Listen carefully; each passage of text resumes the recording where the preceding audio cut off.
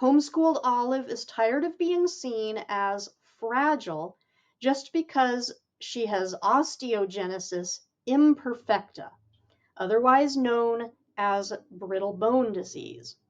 So she's thrilled when she convinces her overprotective parents to let her attend traditional school, until a disastrous first day dashes her hopes of ever fitting in or making the friends she's always longed for. Then Olive hears whispers about a magical wish-granting hummingbird. If she can find the bird, the creature will make her most desperate secret wish come true. But on the way, Olive just might learn that our fragile places can lead to the most wonderful magic of all. For First Chapter Friday, here is a preview of Hummingbird by Natalie, Lloyd.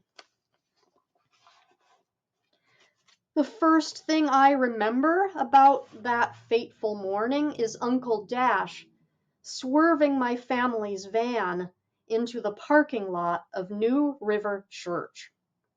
That's our weekly tradition, mine and his.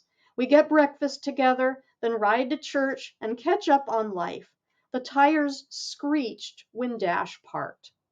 Late, as usual.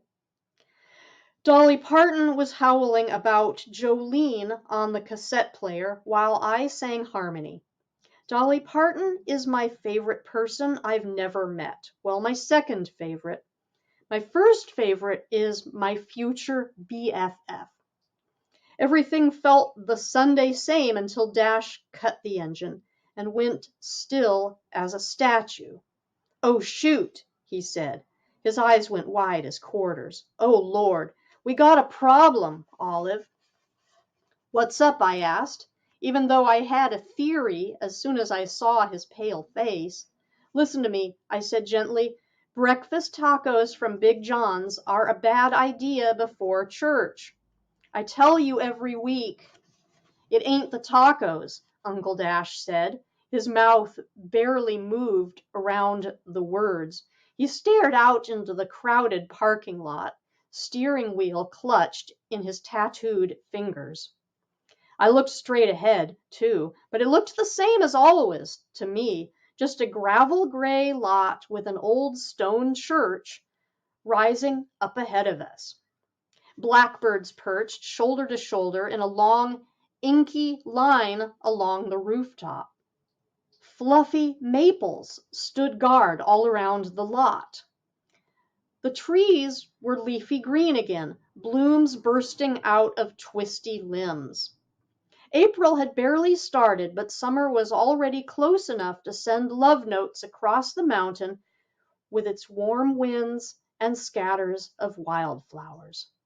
Above it all was a sky the same color blue as my favorite skirt, the one I wore last year on the first day of school. I'm homeschooled, but I still believe in the power of a first day outfit.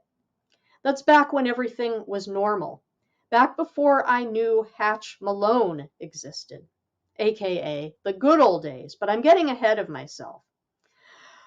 All in all, it seemed like an ordinary day, but it wasn't.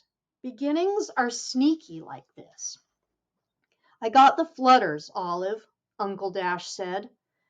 His voice sounded all drifty and dreamy. "I think change is on the wind."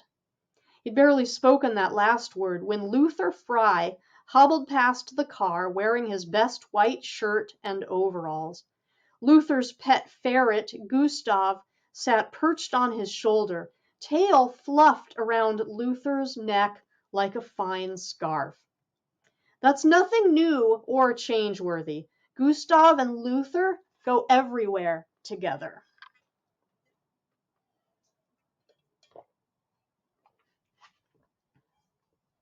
"Do you want to talk about it?" I asked. I pushed the heart-shaped sunglasses up into my hair. I always wear a heart somewhere on my person. It's my signature symbol. Uncle Dash used the edge of his necktie to wipe sweat off his forehead. I thought it was acid reflux at first, but it's been getting worse all morning. Now it's like his cheeks inflated like a pufferfish.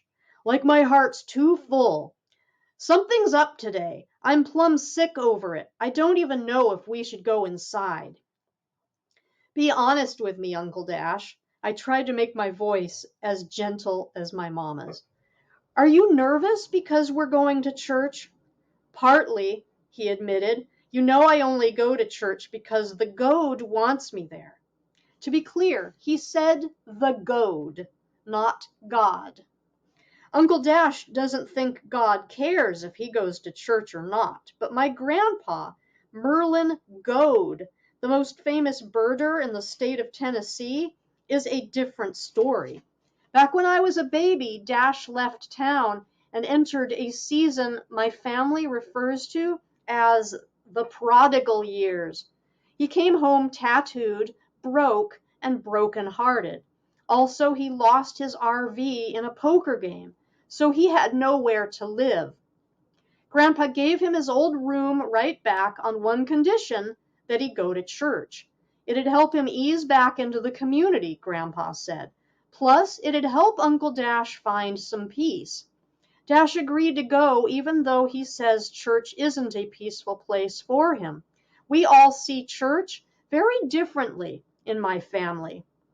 Grandpa likes church because he feels like it's a refuge place. It's the space where his heart finds rest and where it's safe to ask questions. Mama goes too, but if you ask her why, she'll only say that she's searching, which sounds like a beautiful way to live, honestly, as if life is one big treasure hunt.